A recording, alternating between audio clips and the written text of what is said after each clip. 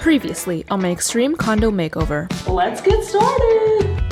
4 to 6 months. You have to nail it in. It looks so good.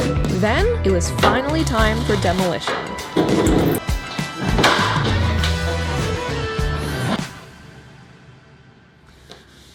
Let me set the scene for you. Imagine you're in Paris having the time of your life, bopping around restaurants and landmarks, stuffing your stomach full with bread and cheese that, to your surprise, does not give you a single case of diarrhea. All while admiring French boys, drinking wine, and getting tan for the first time in 3 years because you haven't been outdoors in the whole panini. Then you hop on a plane back home, head full of memories, body full of jet lag. You pass out immediately on the bed that you haven't seen in a whole month, and you wake up with a smile on your face. You check your phone and, oh, would you look at that? 5 missed calls from an unknown number. What a persistent scammer. Suddenly, the number is calling you again. You figure, who cares if it's a scam, and you pick up. And let me just say right now, I wish it were a goddamn scam. Hi, is this Jennifer?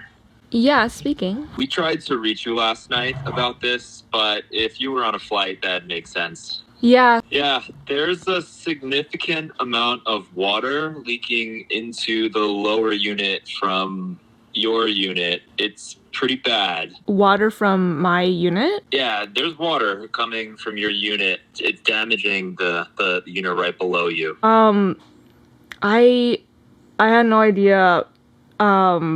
What should I... So what are, like, the next steps? We also noticed you have a significant amount of alterations going on in the unit, and we don't have approval for them. I'm so deep in the trenches right now. I landed last night at 3 a.m. from France. I knocked out, woke up this morning to a call, and it was my building manager who basically alerted me that my unit is flooding and it's leaked into the unit below.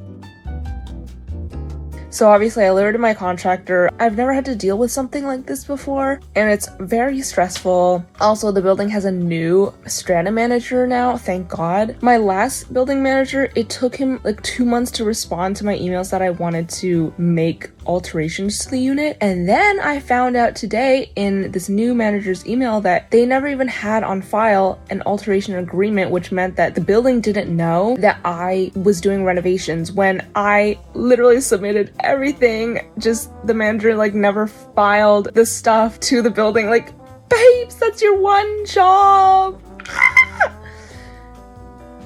I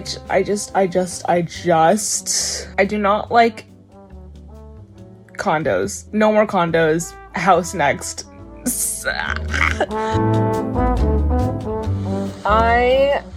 Oh my god, I am so... I hate being a homeowner. I hate it. I wish I never bought a condo. There's so many complications. I just got off of a call with the plumbing company that is doing the emergency restorations. 2 different units, well, 3 in total, including my unit, were affected. I was talking to my contractor yesterday, and he was saying that when they finished renovations, demolishing, when they left at 3 o'clock, everything was dry, nothing was leaking. They checked everything, and I guess overnight the pipe burst. He showed me pictures. The water leak was actually really minimal. The water didn't even reach to outside the door. But I just got off the call with the plumbing company that was sent in by my building to do emergency restoration. It leaked downstairs a lot, and their tiles are wet, and their walls are wet, and their vanity is wet. It's a lot. And it's all stuff that is kind of out of my control because these are plumbing fixtures that have been there since this building was built in the 90s. Like, it wasn't my contractor's fault, it wasn't my fault, but I have to pay the damages because I do own this unit, and anything that affects other units that comes from my unit is my responsibility. So I understand that it's just really annoying, and I just asked the plumbing company how much the damages would cost, and she's like, right now we can like estimate 8,000 to 10,000. I'm gonna cry. She's like, but also that's not the final number, it's just an estimate, so it probably will be different. AKA, I'm assuming it's gonna be higher. I'm gonna cry. I'm literally gonna cry. I feel like a real adult now, and I hate being an adult. Everybody's treating me like an adult, like, I'm just a little girl. I want people to have sympathy for me, but this is real life. I hate it. I really hate it. Anyway, a few days later, after the dryers had been drying for a couple days, I went to check on the state of things. Just as a reminder, this is what we started with. We got the dirty carpet, beige walls, and popcorn ceilings, and now we have a room straight out of Breaking Bad. But the carpet is removed, walls spray painted, the color looks so good, and it has this slight warm tone, which makes it feel very homey and lived in, which is exactly what I wanted. The kitchen is also completely demolished. We're gonna be putting in completely new cabinetry, but I'm probably gonna keep the fridge because it's still pretty new. Now, this is the main bathroom. The mirror still needs to be taken down, but everything else is gone. I actually decided to keep the original shower because I really like the tiling and character of it. I'll probably just switch out the old faucets for new ones and clean up the grouting. And then this is the second bedroom, all painted. It looks so good, but an electrical issue that we have to solve is that currently the light switch for this light is outside of the room, which is pretty inconvenient. So we're trying to see if we can reroute it to inside the room, but we'll see if this is a possibility. Anyway, for the master bedroom, the walls still need to be painted, although this is kind of a look. The spackling on the beige, it's artistic, it's mid-century, it's Gen Z. The closet door has been removed, which makes the room look a lot bigger, but I'm obviously going to be putting the closet door back in. Okay, now on to the master bathroom, which is where the tragic flooding took place. It is now dry. So this giant machine has been blasting away for 2 to 3 days, and everything looks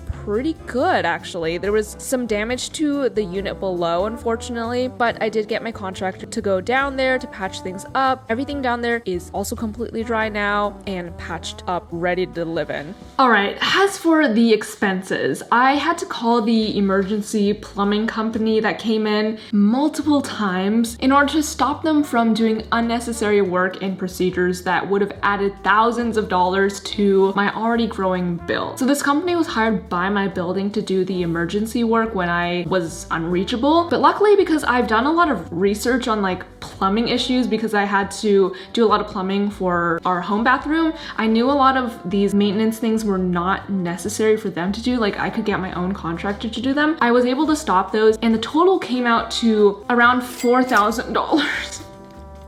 Which, that being said, is a lot better than the initial $8,000 to $10,000 that they quoted, but it's still a hefty amount of money that, you know, I was not planning on spending.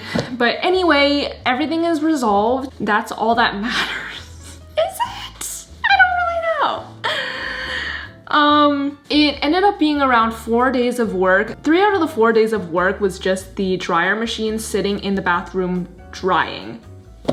You know, you win some, you lose some. You actually lose a lot. I actually lost a lot. But anyway, on to better things. If you remember, there used to be popcorn ceilings in here, which I really despise. I feel like it ages a place a lot and is so unnecessary. So I got my contractor to remove that, and now everything is looking super smooth and a lot more modern. Now, the fun part, time to pick out some tiles and appliances. Let's work on the floor tiles first. At first, I really wanted small, ornate, decorative tiles, maybe in like a flower pattern, something 70s vibes or 80s vibe. But then I thought about it more realistically, because a lot of the times I just like put together Pinterest boards, but these are Pinterest boards that I've put together a long time ago before I actually had to install these things. And so after talking about it to my contractor, I decided I will be going for bigger tiles, just because these smaller tiles are going to be way harder to clean, especially like the grouting in between. Honestly, I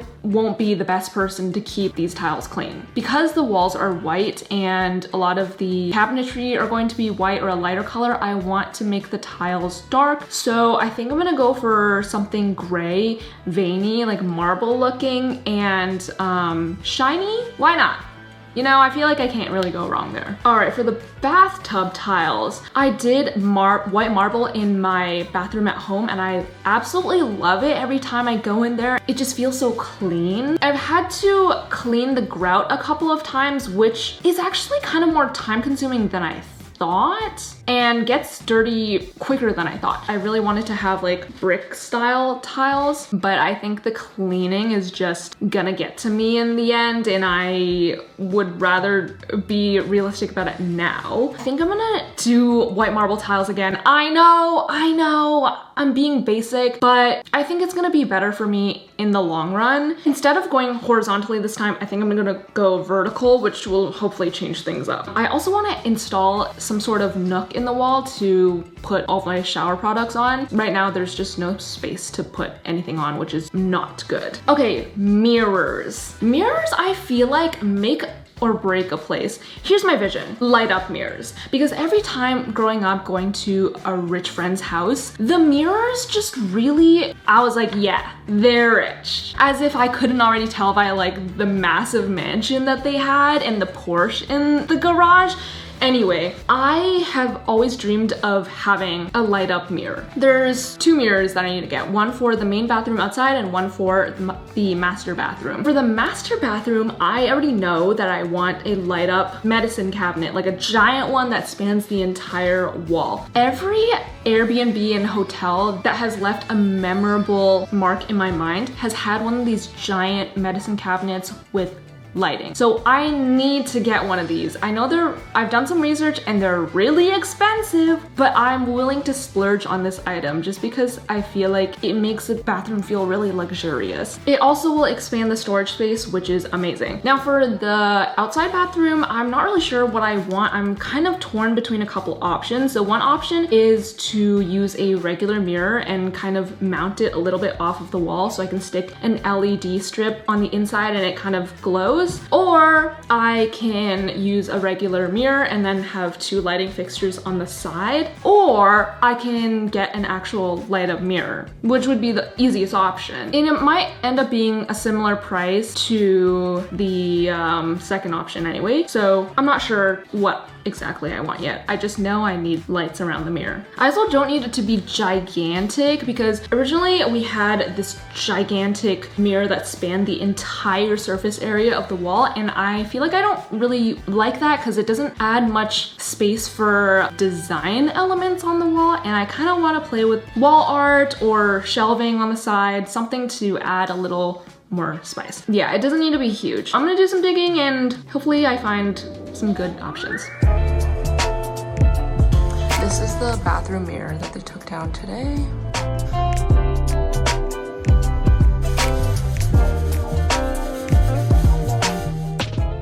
It's been such a hassle with all the flooding. Obviously, it's been kind of stressful. Now I understand why people don't want to buy condos and they just buy houses, because it's way easier. You don't have to get approvals. You do whatever you want. And if it floods, it's on you, but you don't have to like care about the neighbors. Like it doesn't affect anybody else. But anyway, learning lots, doing adulting things, accepting responsibilities. But overall, such a blessing, good problems to have.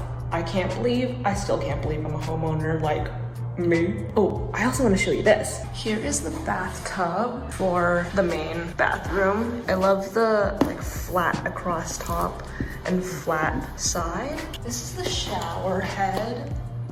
Keep it clean and simple. So this is now what the master bathroom is looking like. We got no leaks, we got no more flooding. Obviously this stuff has to be reinstalled because it's like kind of moldy, but got no leaking going on. That's good, it's all dried up finally. They patched up this, the vanity is gone. I bought this mirror for the outside bathroom. 这是自己选的是吧？对，是有灯的。哦，有灯在上面的。 横着是吧？横着或者竖着，不知道，应该2个都可以，但是 OK 你想怎么放？对，这个上面是吧？够大。对，竖着看看。竖着可能也可以。对，这样也可以。应该够大。好的，谢谢。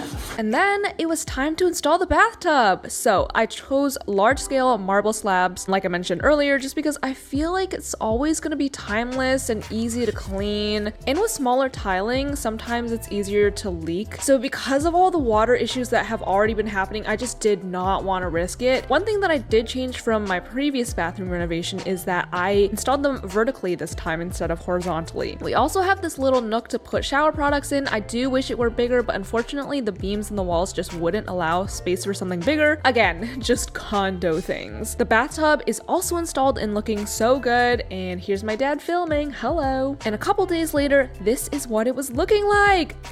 It looks so good. The wall tiles are completely installed, the bathtub is installed, and so are the floor tiles. Oh, these are the tiles that I decided on. At first I thought about just connecting the flooring that I was gonna have here into the kitchen, but I feel like it is kind of a nice change from room to room to like make it feel like separate rooms and to make it feel bigger. I'm not really sure, but we've got some progress going finally. For a couple months it was kind of just sitting, but we got, yeah, the kitchen tile, the bathroom tiles. I did run into an issue. I feel like it might be an issue. So I got the mirror. I feel like I showed you guys in the last clip. I got the mirror for this outside bathroom. I haven't received the mirror for the master bathroom yet, but I feel like it might be too big. Basically, the mirror that I have here is 60 inches. I think because the tile was made not flush to the bathtub, I might not have enough space on the wall. I just took a measurement. I think it's only like 58 inches. So I don't know what to do.